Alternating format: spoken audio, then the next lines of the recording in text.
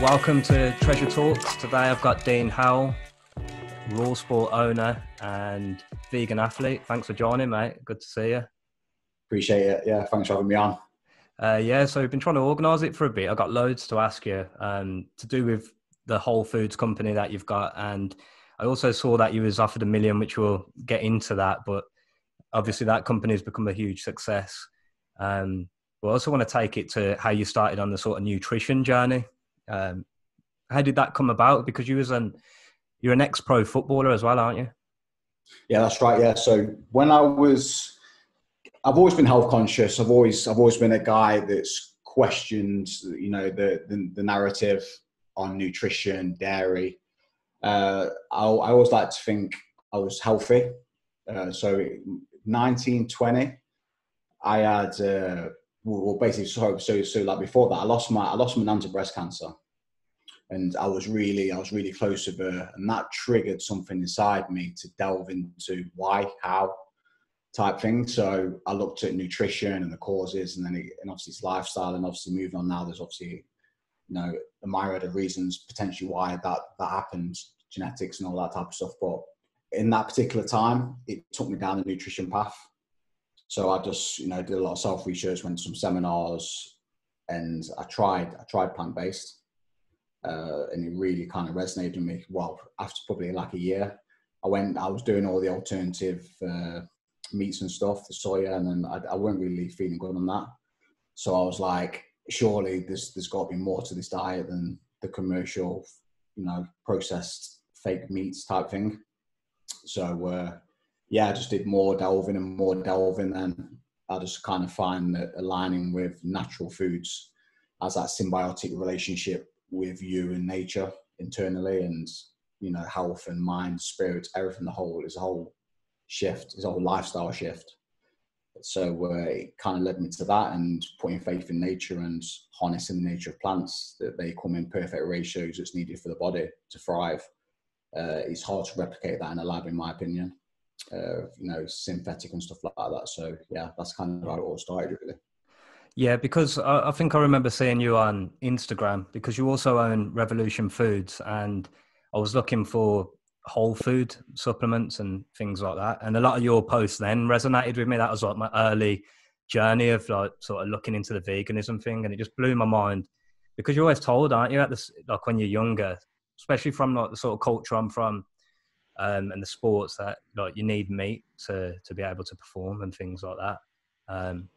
But with you being from pro football as well, I saw some old clips where Sky Sports News come to your house and they were asking about your company and things like that. But were you sort of singled out? I can only imagine in the football culture that people were like, flipping out, Dean's gone vegan. Exactly. So obviously imagine with football, 24 egos, very, very masculine dominant environment.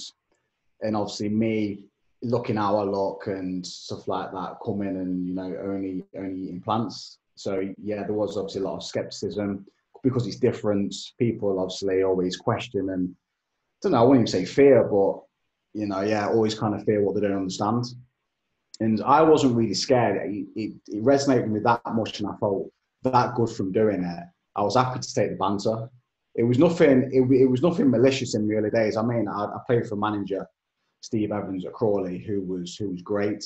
And again, we touch on this, like football. It's all about man management, in my opinion. You can have a bunch of guys who can play for one manager, who then can play for another. But if you get a certain love and respect, and a manager allowing you to be able to be yourself and express yourself, and not take that personal, take it personal how you live. Because he was just like, Dean, if you're happy doing what you're doing and you're performing on the pitch, I'm happy for you. So I'll promote you. Do you know what I mean? But then I've played for some managers that have been like, bloody hell, Dean, you want to get a steak in you, you want a pint of beer, and just that kind of old school mentality, So, I mean, at the time when I was transitioning, I was playing for, saying that, it was late. So my early days, so it was like 23. It was 23 when I turned vegan. Cut out dairy first, is what I call our first dairy, and then the meat, and then the fish. And then, sorry, I had my best years at Crawley when I found a manager that was, kind of accepted me. And pre that, I had quite a lot of injuries, and that was another thing that led me down to looking into nutrition like myself, inflammation and stuff like that from training. What year would that have been? Because I can only imagine how different it is. Like, everybody knows what vegan means now, but even when I first started looking into it, talking about 7-8 years ago, everything was alien. People were like, what's that? Is that vegetarian? Yeah. So that was that's 15, 16 years ago now. So you could imagine how it wasn't trendy then. yeah. It wasn't trending. It wasn't cool to do that.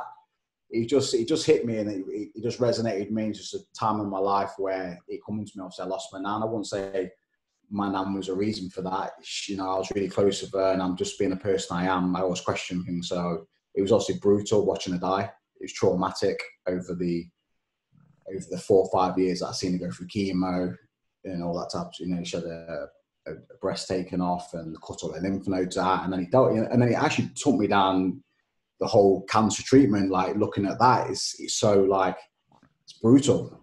Is it even the right way to approach it on a holistic level? Like, does it work like that? Are you able to cut out cancer, or is it something that needs to be stifled at a cellular level? Because it's just the genes and the DNA and the cellular blueprint of the body. It doesn't make sense for me to be able to cut an area out. It's just, you need to treat and stifle and basically nourish and rejuvenate the body from a holistic point of view.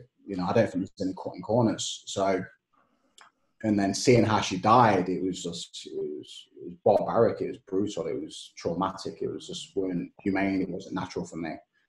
Yeah. So that's, it just created a mad passion inside me to make a difference, like, for myself, really. So I went into the vegan lifestyle.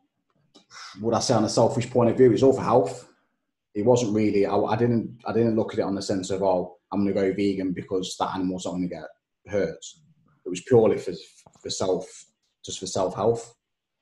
But I've come to realization is that it's not even being selfish having that mindset, because, again, it's symbiotic. Because if you have that love, that, compassion for self, it's a 360 circle. You start with self at the top, and it comes around to self at the top. So within that 360-degree circle, there's many things in there that are going to benefit, i.e., environment, sustainability, animal welfare, yourself, you like your own health.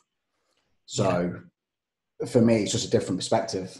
Well, it's an aspect of self-love as well, isn't it? Treating your body the way it's meant to be treated. And I think, for me, veganism, some parts of it now, because there's so many elements to it, some people are sort of moving away from that side of it. Do you know what I mean? Where they're not thinking about themselves as much. And there's a lot more junk food out there. So where it's more about the animals, which is great. But I think I've seen some stuff that you've put up where you're reminding people you have to take care of yourself as well. It's not just about the... Yeah. For me, it makes, honestly, zero sense if you've been given the gift of life, come onto this physical plane and not thrive. There's a universal code, a universal law. That's kind of what I believe in, just like universal laws of nature. If you've been given, if your spirit's been given this physical, surely you have the right to be able to thrive in that physical. Do you understand? So yes.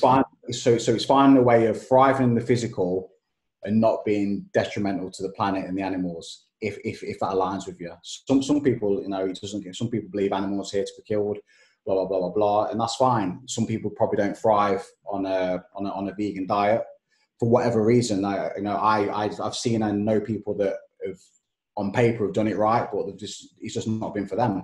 So can I say it's the ultimate diet and the perfect diet for everyone?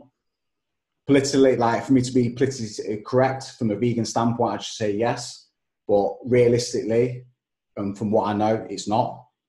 So it's about finding what works for you, even if you just eat less meat and incorporate more plants. Because I just think the whole mindset of trying to convert everyone to your way of belief and your way of living is just not the way to go about it, because it's just, are we ever going to see a planet where it's fully vegan in our lifetime? I don't think we will, unless something drastically happens where, we're unable to eat and you have to. But then where will that then take us? Will that take us down the route of synthetic foods, GMO foods, which will probably be the end of mankind anyway, over a period of time? Well, we're looking more and more towards that way, aren't we? With like lab meat and things like that, which personally I don't like the same. Listen, I'm the same. I don't agree with it. But again, you'd have people that argue that it's better to eat that than eat animals and blah blah. But for me, I don't need to have that substitute. I don't need to see a fake piece of meat that bleeds like meat on my plate mentally. Do you know what I mean? I think a lot of people struggle with that transition. So like they've cut out meat, but then they still feel the need that meat sausage shape or that burger shape on the plate or that burger in a bun with lettuce and tomato.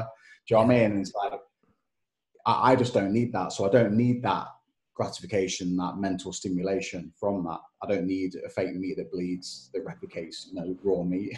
Yeah. And I don't need to eat chicken nuggets, because all these foods I look at as detrimental foods to health. So then why would I want to replicate something that's detrimental anyway? Just in a fake version of it. Do you know what I mean? Yeah, definitely. That's just my mindset. That's just me. That's just me personally.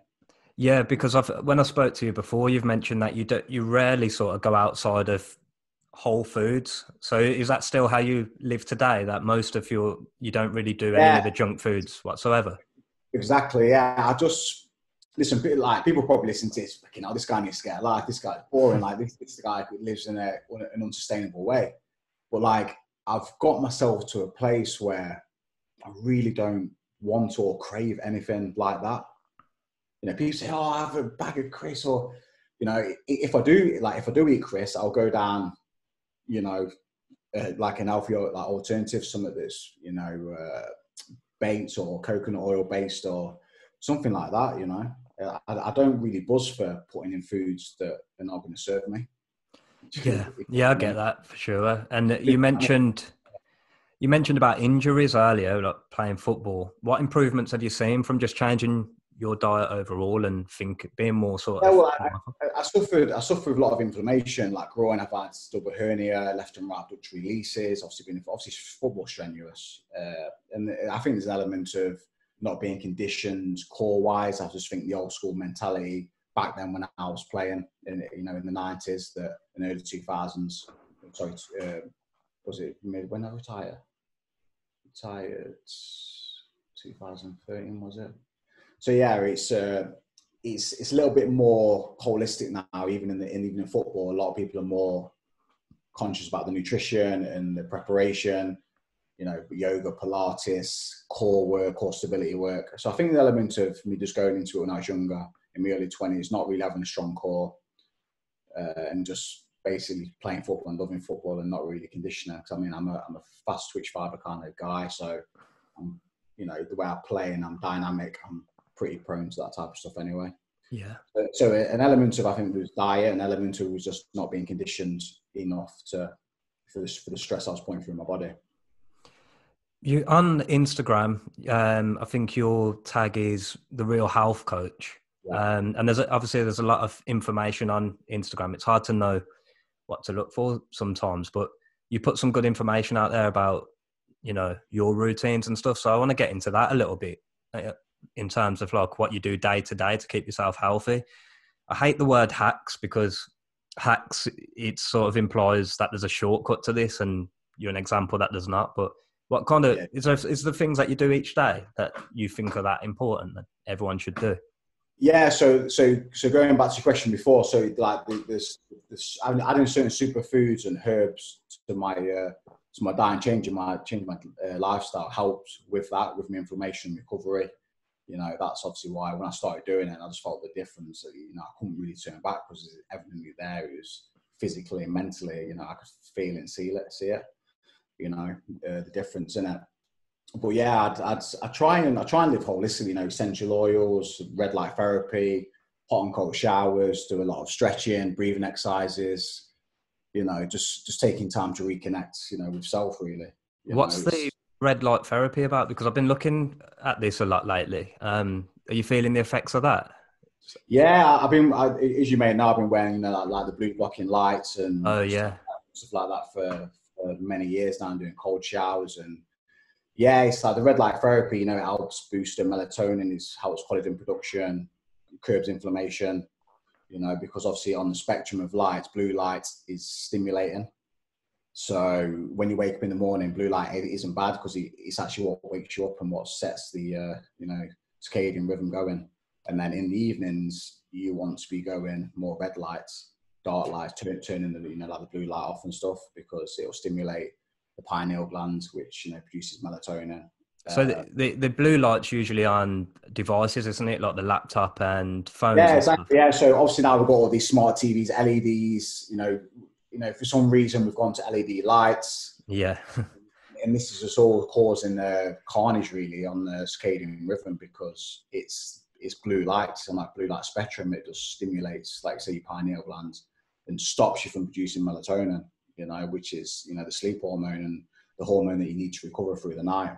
So a lot of people have got circadian rhythms that are out of sync. You know, they're going to bed too late and getting up too late. So, you know, yeah, it's all about getting up early and going to bed early, really. And listen, and I can say this, but I don't always do it. I try and do as best as I can.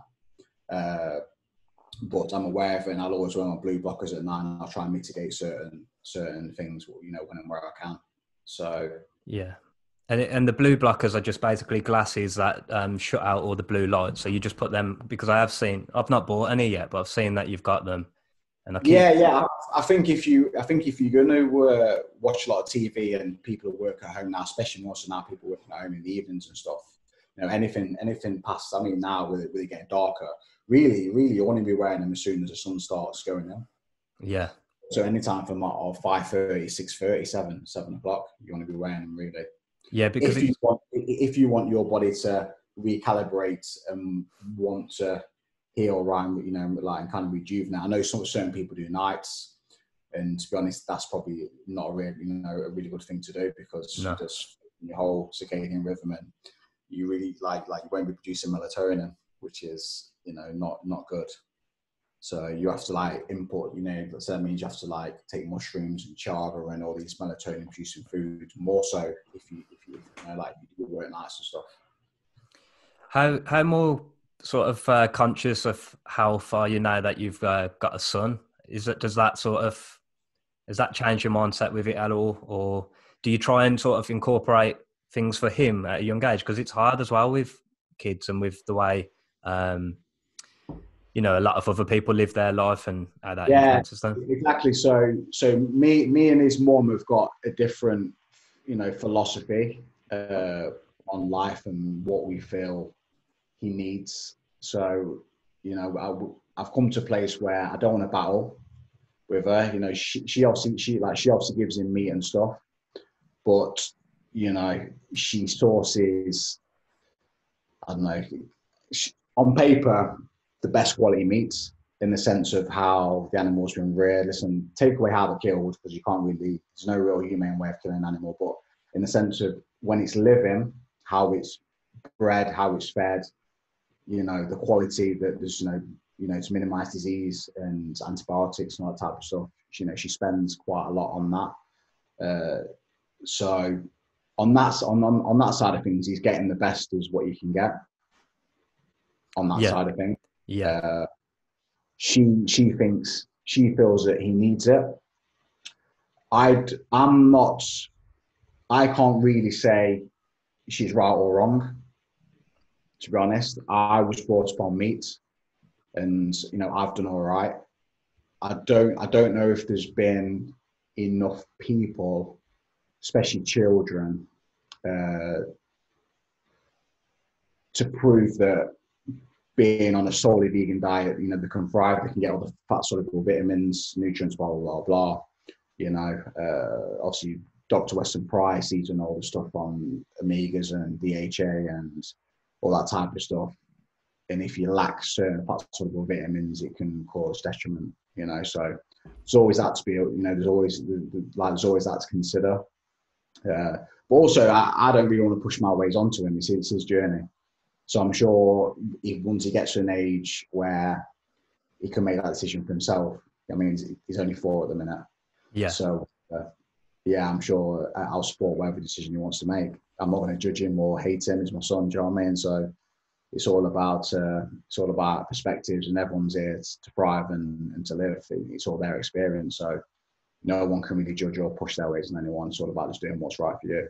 Yeah, of course. I know it can just be hard as well with when you've looked at everything you have, and you know, when kids go to school and stuff, and they're around people who haven't probably got parents looking at that kind of thing as well. So no, that's tough. Yeah, sure. Yeah, 100%. Do you supplement anything? Obviously, you've got your Whole Foods Raw Sports supplement store. What do you supplement on a daily basis? Good question. I use a liquid silica. Liquid silica. I use magnesium. I use a magnesium supplement. But apart from that, I try and get everything in whole food form. Yeah, and foods. I don't really supplement anything really. I just either mushrooms, seaweeds. I may take the odd beaver every now and then, but apart from that, it's pretty much from food sources like Shilajit and stuff like that. Yeah. yeah, I've just started taking that the last few months as well, Shilajit, and I've actually, honestly, I'm waiting for a delivery from Raw Sport today. I thought that was a coincidence. So if I get a knock at the door, it'll be that. Oh. It's not stage. But yeah, I ordered my seaweed, Pacifica, mushrooms, and my protein, the lean Dean range as well that you've just released. Nice. But yeah, I wanted to go on to the Raw Sport stuff as well, because I knew you from Revolution Foods when I started buying from there. Yeah. And then obviously you've started Raw Sport as well. But what I love about that company is that it is a whole food store. I mean, you look at all these supplement businesses and it's hard to know what you're getting yourself into. But with you, I think you're one of the few people, which I think's bad really, that, you walk the walk and you know that you're taking these things as well. There's a lot of these supplement companies that I don't feel do that. Yeah, go on, sorry. I was just going to say, first of all, going back to the Revolution Foods, because that's when it started. And when I was talking earlier about Sky Sports News coming into your house and sort of looking at that, where did the idea come from? What made you think you could be different to what's out there? Well, like really, both businesses are the same. We use all the same ingredients, the same manufacturing. We just wanted, obviously, Revolution Foods is obviously the first business that we set up in 2011, and the branding is very, love starts with it. It's very nature, plant-based. I'd probably say is it more feminine. I don't know. Like we've got like the heart as the symbol and stuff like that.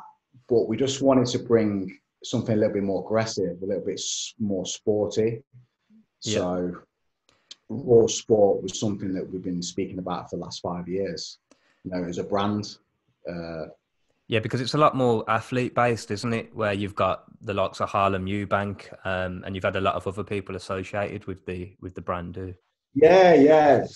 But Annie Joshua was a paying customer for many years. We've had Lewis Hamilton buy the products. We have a lot of players from Man City, Man United, Villa, Wolves. We work with Forest Green, the vegan football club down there. Number of boxers, triathletes, GB athletes. We've had a hell of a lot of elite athletes. Use the products and do to this day. So it's been good. It's been good because we've done it honestly, in the sense of all organic. We've only started paying for paid marketing, probably like I'd say the last year and a half. But pre that, it was all organic, and we just 3 guys that grew up together from infant school. I started taking the ingredients and the products. Inspired my two best friends. They started using it. You know, I come into I'd come into a couple of successful seasons back to back, fifth round FA Cup, back to back promotion. I had a nice signing on fee. I literally called the guys and said, look, let's you know, like, let's like set up a business selling these ingredients that we're using, because we feel so good and it just feels so natural and authentic to do. And it literally started from there. We literally set up in my best friend's garage. And then, yeah, it's gone from there to now selling in over 56 countries, I think it is now. Across, So, you know, across the globe. How did that feel when you started that? Was it a bit of a scary process, or did you always feel in the back of your mind that you'd get the success that you've got today? Yeah, do you know what? For me personally, it was quite. I said to guys, look, I can fund it, and I'll obviously at the time, I think we used like Twitter. It was Twitter at the time. Yeah. We used Twitter to actually grow the business, and I say, like, obviously what we touched on earlier with the Sky Sports interview and stuff, and it had some, you know, the Daily Mail and the Sun and the Mirror and stuff like that. You know, I got some articles, and we just grew it organically. You know, I was on TalkSport Radio and Sky Sports and stuff like that. So we just utilised the free social platforms, really, like Twitter and stuff like that. And was it Facebook at the time as well? I think it was like, yeah, Facebook. But it was mainly Twitter, to be honest. It was mainly Twitter we used for it. And it just grew from there. We got certain footballs on it, and then they retweeted it and stuff like that. So we just, yeah, it's all just authentic and real and natural. And yeah, it's good. It's a good time. I'm sure it's been a hard grind though, because it's been a long time, hasn't it, of doing that. And yeah, it seems like now you're getting all this success. Obviously, a lot of people don't see all the work that you've put into it before. As I mentioned a little bit earlier, you were offered £1 million to come out of the business for your shares of the business. Obviously, the company's, it's more than just the money, but I think to just show people how successful you can be doing your passion. Do you know what I mean? I think it's motivating.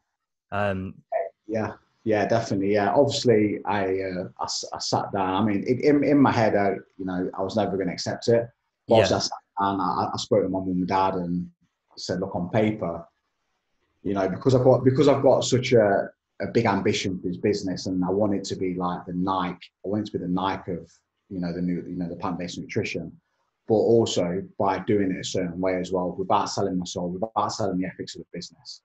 You know, because it seems like a lot of businesses that do well and turn into like multi-million, billion-pound businesses do it by cutting corners and selling the soul and, you know, jeopardizing the quality of the products. And I'm like, surely there's got a way of doing it honestly, sourcing the best ingredients. Because for me, the blueprint has obviously got to be quality.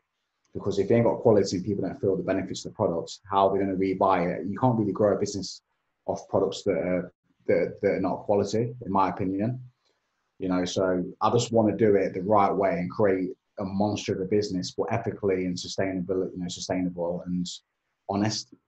You know, That's what I want to do. So, you know, obviously £1 million drop in my bank would be nice. Yeah, just a little bit. But I also see the potential this business has got, because we've not even touched the sides, to be honest, yet on what we can do, and we're still a very, very small business. You know, even in the UK, I imagine a lot of people still don't know it's in the UK, and obviously in Europe, and obviously we launch in America. We're just getting the US site ready now, so it should be ready soon. We're looking to get into clothing. We're going to bring out some more products in the next few weeks, which I'm really excited about, which I think will come at a good time with everything we're facing at the minute. So we've just got so much scope, and like I say, for me, I can't mention of a plant-based company that's got the range of products that we've got with quality as well in the world. Like you've got certain brands in the US that have got plant-based proteins and, you know, and electrolyte and something else, but we've got superfoods, you know, we've got mushrooms, seaweeds, pollens, proteins, BCAAs, electrolytes, mass gainers, you know, diet proteins, you know, we've got women's ranges, we've got so much. Yeah. I remember speaking to you at the Veg Fest about 2 or 3 years ago, and you were saying then the potential that the company's got. I think you mentioned some numbers then. So I would always have thought that you wouldn't have accepted the £1 million, but that must have been a great sort of milestone to reach and think, you know, you're going the right way as well. Yeah, definitely. It definitely shows it going, in the right direction, and that people are watching us, and people are being inspired by what we're doing, and people can see that the market's, the market's turning. And this is what I felt back in 2011 when I said to the guys, I said, look, it's all going to go this way. It's going to, people are getting more conscious. People are questioning about nutrition, where it's sourced from, sustainability, plant-based. This is how I see it, and Yeah. it's only gone from strength to strength. And obviously, with game changers coming out, that had a bigger commercial impact on the marketplace, because you got people questioning things, and people inspired by seeing certain athletes do it.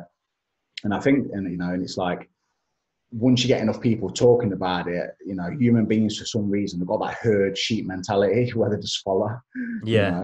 Like they do, and it's crazy, really. Like, I just think we need more people to be more creative and innovative, and just follow and do things that they believe in, that don't just go by what's trending at the time. So I believe if you've got that innate connection, that if you listen to it and you act on it, it's 9 out of 10 times it's right. And if you have that self-belief that you can do something, and you really truly believe it's the right way to go, you can make it work. But like for me, I've got, obviously I'm the front of the business, but I've got a great team behind me. The guys that don't get any praise at all, the guys that are in the packing room now with protein powder everywhere, and stuff like that, and mixing 18 ingredients into a ribbon blender and packing it, and and all this type of stuff, and sealing. There's we've got a great team. There's real good energy within within the camp. Everyone's happy. It's really great. It's a really nice environment. I've got my family involved, got my auntie.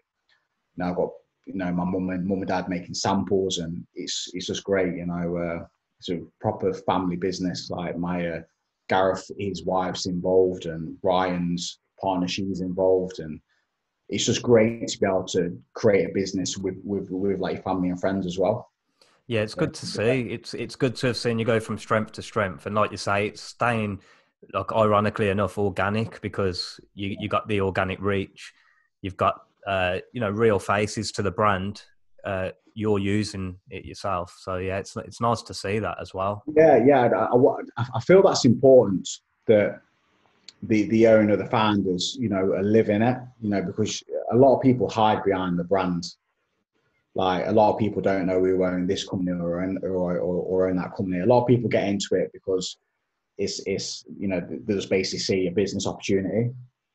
Like for us, it's all about the ethics. Like, we will not source anything that's not up to, not up to par. We third party lab test everything.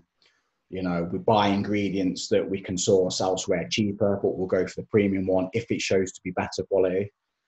So from a business point of view, we could even be doing better in the sense of numbers, because we could be buying things that are a lot cheaper. I mean, we don't need to get products in form sport. We don't need to pay money to third-party lab tests and do random tests and test, proteins every quarter when we've gone for X amount of tons and stuff like that. It's all extra costs that comes off your margin that people don't see. Yeah. Obviously, we see it, but people don't see it when they type in Google and type in vegan protein, and they just buy from another company that doesn't know them ethics, or doesn't put that care and attention to it. They've just got big buying power. They just whack a generic crappy blend together and then just sell it. And then people go, yeah, they stick a stevia and flavor in it, and and it's like, yeah, that's it. But for us, like my two business partners, a qualified nutritional therapist. So we've put we've created more than a protein. Like I say, we've got 5 billion probiotics in there, coconut water powder, grey sea salts, konjac, digestive enzymes, bosphoric acid, frankincense for some anti-inflammatory properties, baobabs, prebiotics. So much thought has gone into the products. Yeah. Because we know the human body just doesn't want protein as an isolated macro. You know, he needs more than that, especially when you're training and you want recovery. Obviously, protein is the main macro. It helps with, you know, aiding recovery and stuff like that. But the body doesn't work just like that. It's very complex and it needs more. And that's when you train the perspirate. You know, inflammation is caused, you know, and stress, cortisol is released, you know, so there's hell of a lot that goes on when you do train. So just to give it a generic protein with nothing else, with no other information in there, for me, is not the kind of way to go. So we wanted to pioneer and innovate and really push the boundaries with our protein blends and stuff, and the, you know, the product ranges in whole. Yeah, and you say that you know, like you're not taking shortcuts and stuff, and someone who types that in Google might not see it, but anyone who's been following the journey for a while, I think that is why they choose your company over others, though, because you can see it from an outside perspective. Do you know what I mean? Like seeing where you come from and what you are doing. And yeah, your proteins are loaded, aren't they, with a load of different ingredients, like you say. You've got it on the back of the package, haven't you? And I don't think there's any out there that are able to do that for the price that you're doing it as well. You know, 18 different ingredients, and they're not in there just look pretty. They're all in there amounts that have, you know, an effect and a therapeutic effect on the body. Do you know what I mean? At kind of some level. And again, we didn't have to do that, but we just wanted to, because it's what we all wanted to do, and we wanted to have the best out there on the market. Yeah. You know, so we just want, I mean, we need to do more ourselves in the sense of getting this information out. I mean, we're actually now in a place, like, this week's been a great week, to be honest, because it's for the first time we've been able to get me, Gareth, and Ryan, and Colin, our other partner, on the table working on the business opposed to in it. Yeah. You know, it's the first time, because obviously, like, we've been ducking and diving. Like, Gareth's sometimes been in production, Ryan's had to do certain things, blah, blah, blah. So it's great to have three of us now in an office, around a table. You know, we're going to come out with some great marketing content now, and, you know, share the story and try and give back and help people. So it's been a great week, and that's literally this week it's happened. The first time we started on last Monday. So we've had a week of that now. So we're gonna be able to give a lot more now and share our story more, and hopefully be able to inspire and help a lot more people, and get really creative and really nailing, honing what we're all passionate about. And it's obviously why we got into it. It's just took 10 years to get there. Yeah. But you're in a position now to show more of your story then. Sure. Yeah, so it's exciting. And you did hint as well to some new stuff being released. Is there much more you can say on that, or is it we have to sort of wait and see what it is? Depends, but when's it's going live? Probably next week, so might be a bit early. No, it's fine. No, it's nothing major anyway. Yeah, I just said to the guys, I wanted to launch some products with, obviously, with what's going on at the minute with, you know, the virus and people being uncertain and stuff like that about what's happening.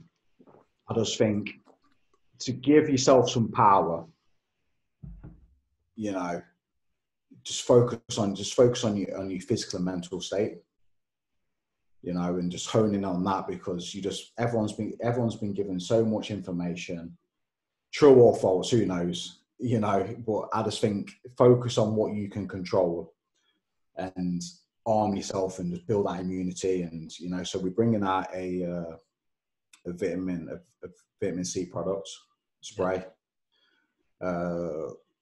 like a liposomal version of that, which is pretty cool. I don't know many companies doing that. Obviously, B12 is a product that we wanted to bring out anyway, a B12 spray, and D3K2 as well. So it's just some immune boosting products for this winter that's coming. Yeah. You know? Yeah, and that, like you say, it's giving yourself that power. That's what I've been trying to do with the supplements, exercising and breath work and stuff through these times, because a lot of people are fearing, but how many people are out there trying to do something for themselves? But funnily enough, I saw that you said sales had rose during this, which to me is like a positive thing, because it's saying that people are going and looking to sort of enable themselves. Do you know what I mean? Yeah, and I think that's one of the positive things that's come from it all, is that people have been empowered by that, and they've gone, hey, enough's enough. You know, I need to change my lifestyle. And even if people are not taking supplements, people are being more active. You know, getting out running, and you know, because of situations force that. So that's one of the positives to come from it.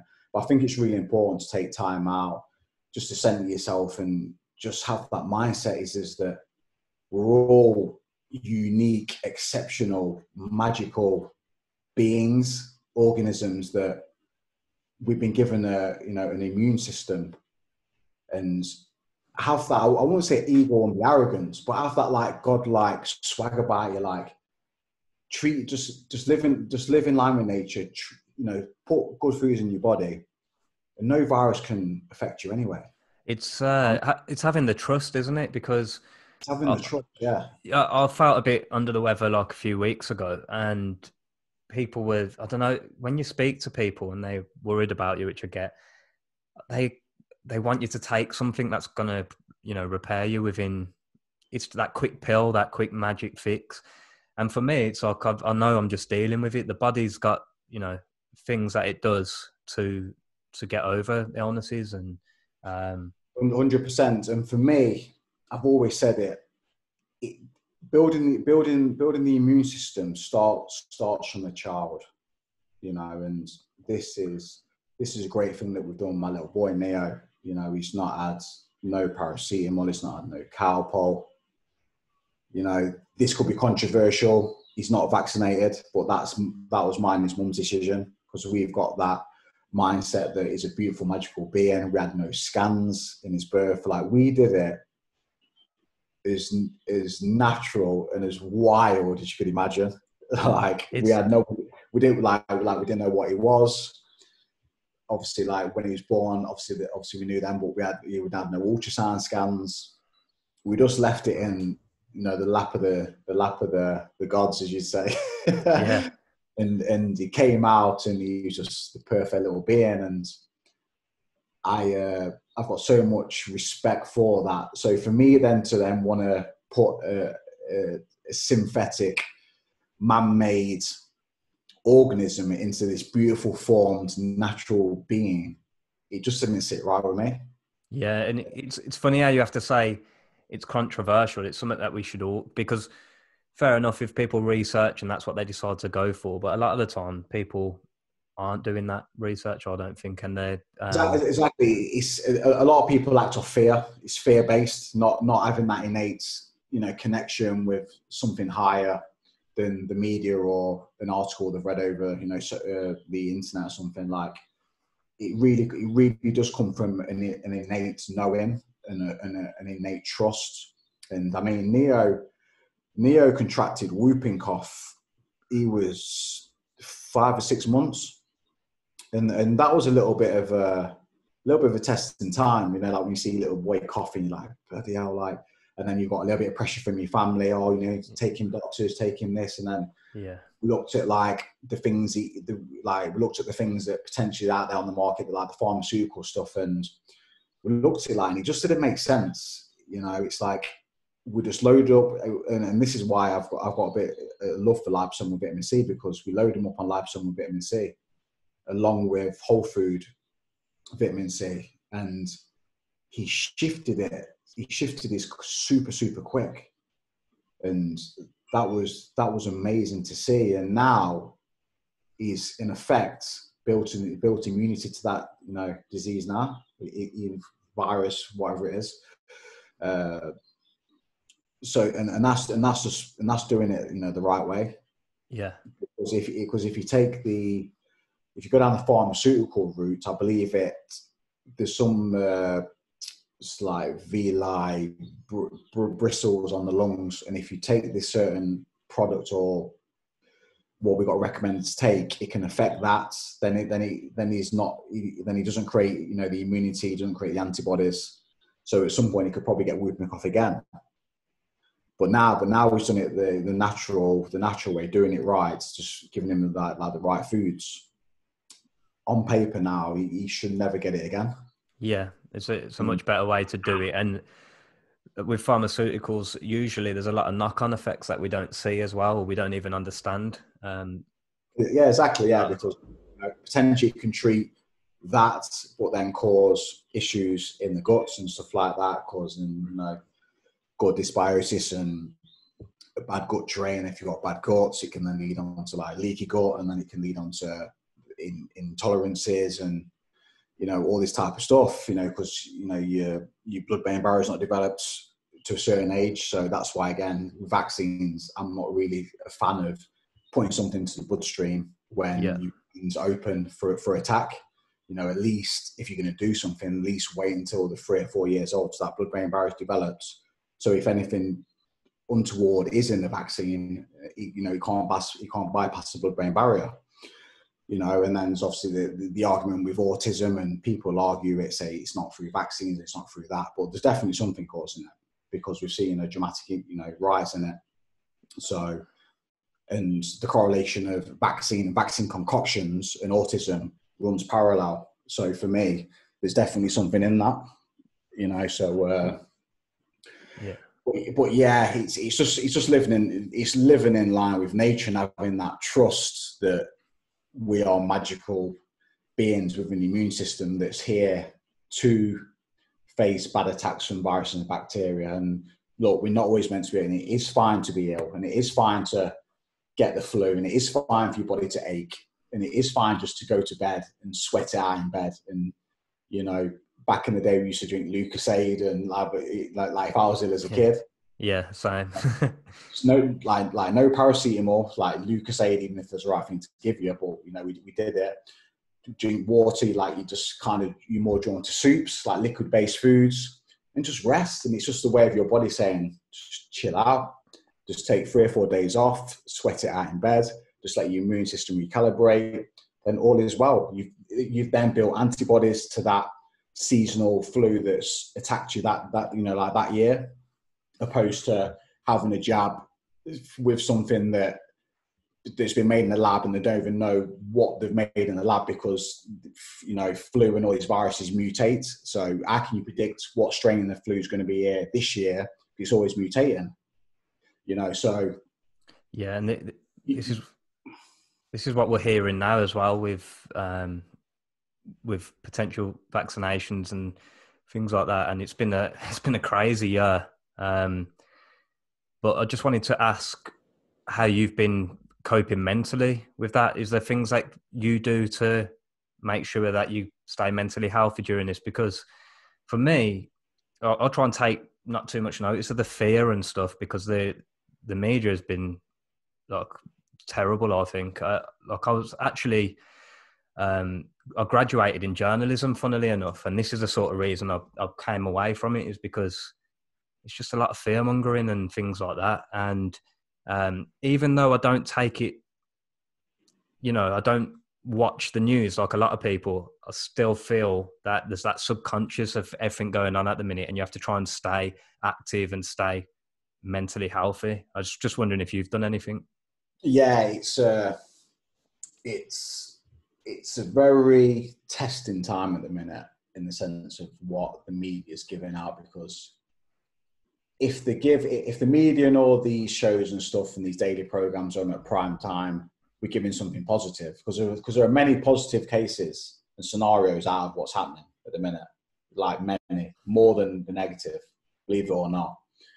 But we're only told about the negative, and it creates fear and anxiety. And from what I'm hearing, there seems to be more detriment in how it's being dealt with, in the sense of the economy, people's livelihoods, suicide, mental health.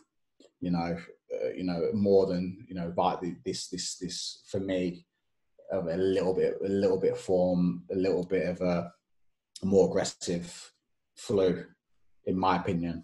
What's going around at the minute. And I just think a lot of people probably had it last Christmas, last winter anyway, because it seemed like something hit quite aggressive. So I think a lot of people have built immunity to it anyway, and antibodies. Yeah. But I don't think the powers that be can come out and say, yeah, it was out then, because it was all March onwards type thing. But I seen quite a few people have aggressive flu in that last year, which is fine because, again, like I said before, just chill out, just go to bed, stay hydrated, make sure you got your magnesium in so you don't have a heart attack. And, on paper, you're going to be fine. You're just going to sweat it out and in the long run be kind of better for it. But it's just staying active again, because I live this life of staying active, eating well. Honestly, nothing has changed in my perspective. Nothing at all has changed. Obviously, it's changed socially because I don't see as many friends and stuff. But within my bubble, in my little Dean's world, not one thing has changed. And I could come on here and be politically correct and say, I'm doing this so the viewers here and say, yeah, he's doing the right thing. But I do not wear masks, period, because there's no evidence to say that mask is healthy, that it stops the spread of a virus. I think it's more of a psychological attack, what's going on at the minute, personally. I don't want my little boy to see it. I don't want my little boy to think it's the new norm. I'm trying to just be as normal as possible. And if people judge me for not doing it, then that's their fear, that's their perspective. But I know, and I'm not even living off the ego. I'm living off my higher self, because it just innate for me, wearing masks doesn't work. Yeah. There's no evidence to say it does work. And I ain't protected. If anything, you're making it worse, because you're just basically moleculing yourself. And we need bacteria. Hand sanitizers, I don't use that poison. Wash off all the good bacteria on you and all that type of stuff. It's just, we're not meant to live in a sterile world. And all you're actually doing, if you look at it, it's actually counterintuitive, because you're just compromising your immune system. Yeah, but it's ruining your microbiome as well, isn't it? I saw people where their hands are red and cut up from just washing their hands all day. And that's, this fear mongering from that as well. I don't deny that there's a nasty virus out there, but I think that with the fear mongering, and like you say, the way they're not looking at some of the positives, and then you got people doing that all day, like worrying and stuff, and they're actually doing more detriment to benefit. Do you know what I mean? Yeah. I personally definitely think there's some agenda being pushed, because things just don't add up. Stats don't add up. I know people who work in the COVID ward in Burton-on-Trent, where I'm from, and people on the front line, and they're confirming everything we say and believe. So there's definitely some agenda being pushed. They're trying to push something. It's definitely, they're definitely not trying to save lives, because there's not enough people dying. Cases have gone up because of the testing, but then all these testing apparently is giving out false positive. I've seen many people do a test and not even swab anything. They've been swabbing other things like the dog, and basically not having any going back and coming back as positive. So it's like, who do you trust? There's definitely something going on, more so than just to save people from this so-called virus, which is, there's been less deaths this year than probably there has been in the last 10 years. Normal flu cases have plummeted. So it's just kind of weird, really, why, it's pretty much. Yeah, definitely confusing times. And I agree with some of that. I think, like I say, I believe there's a nasty virus out there, but to what extent, and to the sort of protocols you see come in, I don't agree with. Exactly. So when the government start actually saying to people, go out and exercise, focus on your breathing, eat plenty of whole foods, get some natural vitamin C in you, get some sunlight in you, then I'll start taking it seriously. Yeah, exactly. But me living how I live, it's just a contradiction. I can't conform to something that goes against health, because I base my life on health. So that's why no one can judge me. That's why I don't care if people judge me, because not many people live how I live. Yeah. So if anything, I should be the one wearing the mask, because I should be protecting myself from the masses. Do you know what I mean? But I don't, because bring it on. Bring it on. Like if give it to me because I'll build immunity to it. I want it. I don't want. I'm not running from anything. All I focus on is giving myself the best chance, giving your immune system the best chance if you do come under anything, and that's all you can do in life anyway. Nothing's safe. You can't wake up. Who knows what's going to happen? You wake up day to day, and you give thanks for every day that you're here. But who knows what's going to happen? You can't live your life in fear. Get out there, make the most of life, and everything will be fine. Just look after your health, your immunity, and all will be good.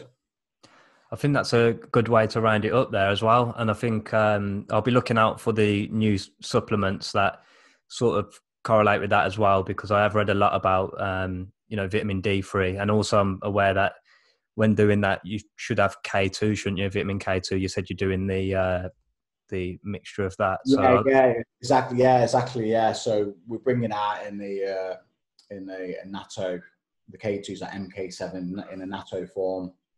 So it's all like plant-based. We're not using the lanolin, which most people get the D3 from, which is like sheep's wool and stuff like that. And yeah, it's really good. Like I said, the lab some with vitamin C as well. So yeah, we've got some real really cool products coming out. Before leaving as well, can I just ask for a few bits of advice for people listening? What kind of advice would you give to new business owners? Obviously, you've had a lot of success with Raw Sport, and you've worked hard on that and been the face of that as well. What advice would you give someone if they were to start out? Put you on the spot a little bit. Yeah, it's just, it always changes, doesn't it? Trying to grow a business back when I did to now, it's going to be different because it's just, all I say is just, if you've got a passion and a belief, just roll with it. And if you've got the finances, to back it, just go with it. Don't have zero hesitation. If you're in a current job and you're not happy with it and you've got a passion for something else, there may be a little bit of a teething process where it's tough. But I do believe, again, if you have that wisdom, that faith, that trust, the universe will pay you back, and I just think just kind of go with it. But there isn't really any kind of blueprint I can say, do this, do that, and it's going to be successful. I can only speak from my experience, and I was taking products and I felt amazing from it, so I wanted to get them products out there. And I had two great business partners at the time who helped me make that happen. But it's like I say, surround yourself with a good team. Also, you just mentioned feeling good then and obviously we talked about nutrition a lot in this. What about if somebody was looking to go vegan, or just to live a healthier life? Is there any bits of advice you'd give them? I'll probably say just don't put too much pressure on yourself. Take it slowly, integrate and take away certain foods slowly, and just don't be like, for me, just because of my built and the way I'm inclined and driven, I just did everything. I was like, tomorrow I'm not doing that, and I'm not doing that, and I'm not eating that. So I did it and stuck with it. But I know not everyone's built like that. So just don't feel bad if you do fall off it, but just start integrating small changes and focus on the lifestyle. Because for me, it's a lifestyle. It wasn't just the nutrition. It was like the going out. It was not, not drinking. So there's a whole number of reasons why I felt better. I wasn't living that crazy life, partying and drinking and then vegan. It was like I went plant-based and I stopped drinking and I did all that. So there's a magnitude of things that I changed because it's a lifestyle for me. It's a lifestyle which gives you the bigger benefits over the duration. So but yeah, it's hard for me to say don't eat this, eat that, because everyone's different and everyone's got a different journey. So for me to say don't, I personally, I went down the soya route for 8 months and I felt horrendous on it, and then I've not touched it since. Yeah. But some people may go that route because they find it easier, to do that. So yeah, like you say, everyone's different, and I think that pressure thing's key as well, because people put pressure on themselves and then they might go outside of something they set, and then once they do that, they they just go all out back to their old lifestyle. So you have to be Yeah, kind. You have to be kind to yourself as well, don't you? It's not about doing everything you know what? perfect. You know what, it's horrible. Like, I see a lot of these so-called vegan influencers, YouTubers that are, you know, apologizing for living a certain way, and I look at it and I think it's really sad, Yeah, in the sense of, you know, having to justify your life to someone. It's just where we're at now. And I suppose if you put your life on social and you get a following and, you know, bits and bobs, I suppose you're there to be, you know, you're there to be attacked, and, you know, people can have opinions. But I just think just be happy within your own skin. Do what you're comfortable with. Do everything off your right ethics. Be authentic, and no one can say anything. Do you know what I mean? yeah. We're in a time of social media now where it is nuts. It's mad how everyone's judged all the time. And I did actually mean to ask about Tim Sheaf, because I know you had him um, with Raw Sport as well, and he takes Raw Sport, and he was under a lot of fire, weren't he? Oh, it's crazy. It's Do you crazy. still stand by that decision? Because I know you got questioned about it a little bit, didn't you? Yeah, well, I stand by everyone's decision, because no one's living in Tim's shoes. Like Tim knows how he feels. Tim knows how, you know, how he wants to be perceived, what he wants to do, what makes him feel good, what makes him tick. You know, he's a very, I wouldn't say unusual, he's a very unique character, you know, and he did the old veganism thing and people applaud him for it, but he wasn't feeling good internally about it for whatever reason, you know. He chose going up a path, and then he's had death threats from people that, you know, say they're vegan, that have compassion for animals, but then threaten to, you know, take a human being's life.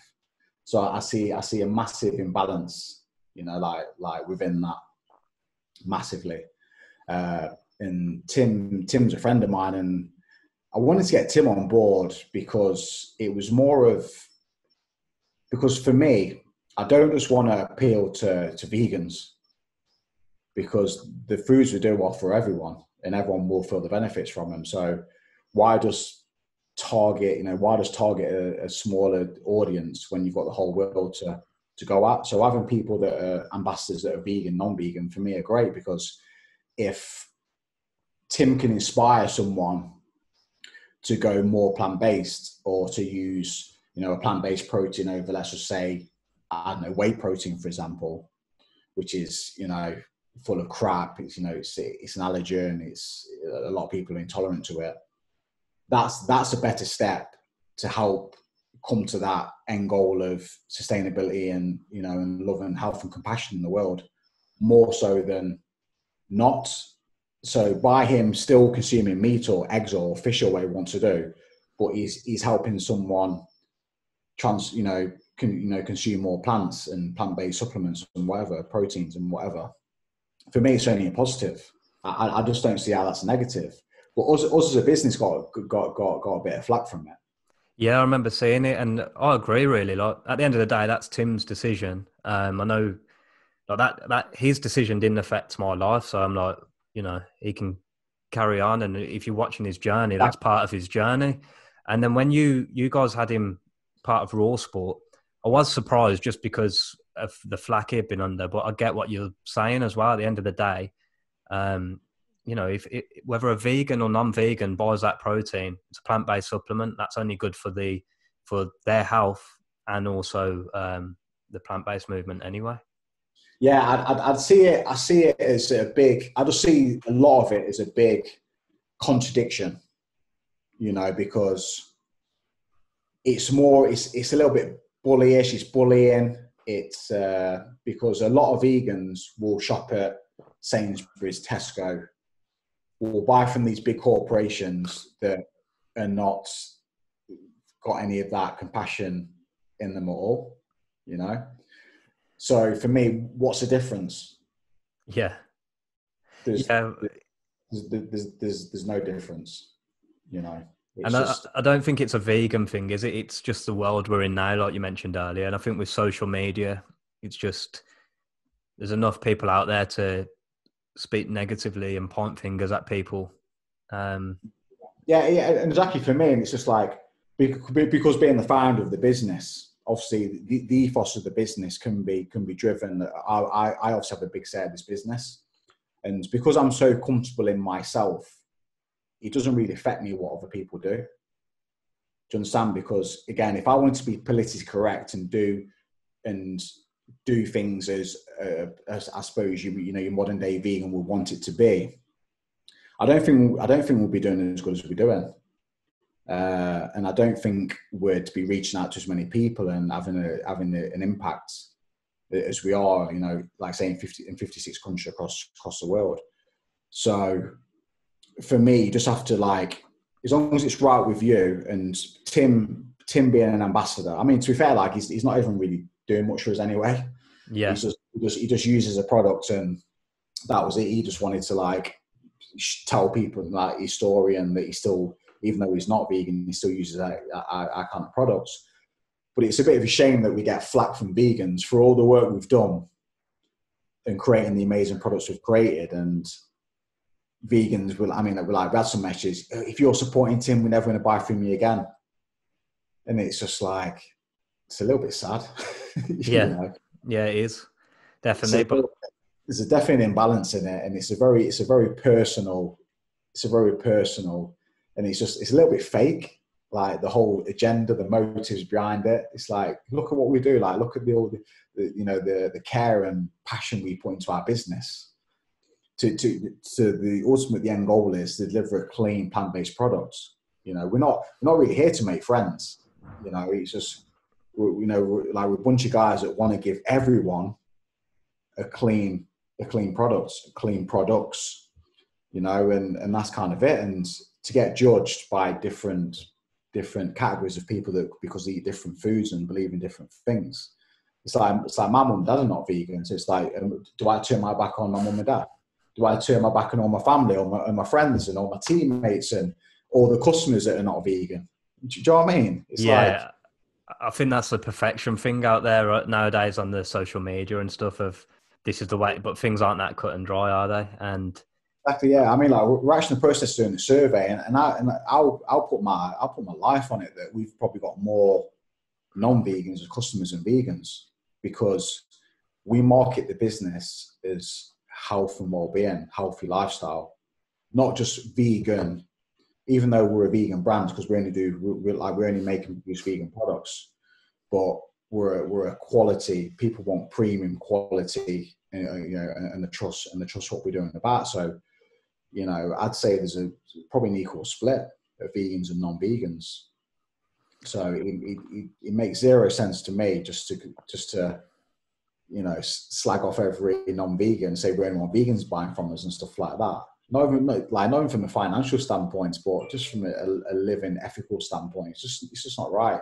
We're all beings, we're all human beings that need to come together and work together to make this world a better place, and not be so judgmental. And everyone's led a different life. Everyone's got different traumas. Everyone's just been brought up into a different world, So everyone's unique. Everyone's amazing, and everyone deserves respect, and love on this planet, regardless. Yeah, and that's a major point. There is the respect as well, which can lack with social media because there's not a face to it. But I think overall, most people realise that decision that you made, and like you say, not everyone's vegan who has your protein, but everyone wins. So the sustainability as well. Before going as well, when did you release in America? Because I've been waiting for that as well. You was mentioning that you might be in the US. Yeah, we're going through the process now. We're finalising the American website, and then once that's done, we're then going to replicate it for the UK side. Because I'm not really happy with the UK side, the way that is. We're going to really make it a lot slicker and better functionalities and better navigation and stuff. We're gonna trim down a lot of the products and streamline it a bit and make it simplify everything. So yeah, it's anytime this year. I can't give you exact dates. We're just going for that process now, bit like building the website and stuff, and we're looking to get into the clothing industry as well, raw sport clothing. Look forward to it. I'll keep an eye out. Thanks for coming on today. And I didn't even mention it, but thanks for during the COVID, the lockdown, you released some exercise videos as well, didn't you? And you sent them out for everyone for free. But I had me and my Yeah, family yeah, on it. yeah. The lean Dean exercises. Yeah, yeah. Yeah, It went down. It went down really well. So I'm gonna be doing some more. And yeah, if anyone wants to get hold of them, just follow me on Instagram at the Real Health Coach and at Lean Dean Official, and obviously Raw Sport Fishing and Ref Foods at the yeah. Instagrams. Yeah, I'll put all the socials up on here and the websites as well. But I'll look out for them as well. I'd like to look forward to. Like I say, I had the exercises through Zoom with the family, and then I was taking them through exercises and stuff through the lockdown. But yeah, it helped out big time. Yeah, So yeah, yeah. No, they're really good. I mean, they're as hard and as easy as you want to make them. Do you know what I mean? It's like if you try and on paper, they're suitable for everyone really, because yeah, you don't have to do the amount of reps that I'm doing in them. It's just all about just being able to train at home, obviously at the time, and the way it's kind of looking, potentially like we could be going into that kind of space again. yeah. So, yeah, if you guys want to check them out, I'm sure it will help and give you a bit of motivation, inspiration to to move the body, because like I say, it's important to do that. Stagnant energy is not good for anyone, especially when everything's exacerbated in the sense of the fear and stuff. You want to just keep everything moving. So exercise and meditation and walking and breathing and just taking a bit of time out is paramount in this time more so. Yeah, definitely. Thanks a lot, Dean. Cheers for that. I'll end it there. But we appreciate that. Nice one, bro.